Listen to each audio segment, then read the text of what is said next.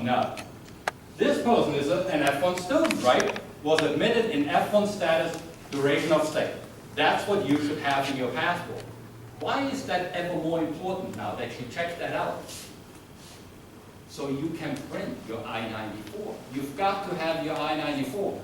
So when you're there at the border, when you come in the next time and the border patrol officer goes, correct. Take a look in your passport and see whether he or she put on the classification and the time for how long you're allowed to remain in the United States. If he or she forgot, ask them to put it on. They'll be happy to put it on. They have it in their system. They know exactly what to put on. But sometimes in the heat of the battle, when they admit more than thousands of people every day, it can fall through the cracks. But for you, this is an important part. And again, what do you do when you get home? You go online and you print out your I-94. I give a lot of these presentations at universities, and you'd be surprised how few designated school officials actually want to see that I-94. Because your designated school official here in the International Student Office has no clue in what status you're in if you don't print out that I-94 when you come back. So, now that we're here safe, we go on to the F1 student minefield. CP, consular processing. Most of you have gone through it, right? Getting a visa overseas. CUS, change of status. A nightmare in the United States to change your status from something to student. And Mr. Terrell is going to talk about it, I think. Extension of stay. SEVIS, you're all in the SEVIS systems. Student exchange visitor information system. A new system that we got after the 9/11 incident. What were those 9/11 guys?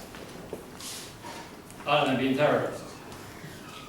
Students. They were all on student visas. That's why we have SEVIS today.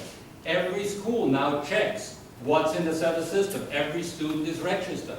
If you come into the United States on a student visa and you do not show up at your school, you do not report within 30 days, SEVIS. That's how we catch up with it. So things like 911 do not happen again. CPT, curricular practical training. Trying to get work authorization while you're going to school. A nightmare, yes or no? Yes, a nightmare. Who has work authorization while going to school? Nobody. That's why. OPT, we'll talk about all the red stuff. Optional practical training. STEM, science, technology, engineering, and math. Who's got a STEM degree? Good. The cap gap.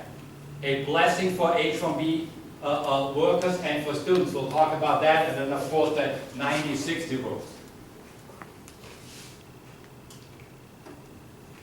The F1 minefield. The 90-60 rule.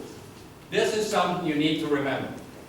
You all know that when you graduate with a bachelor's degree, or a master's, or a doctoral, or postdoctoral degree, you can get optional practical training.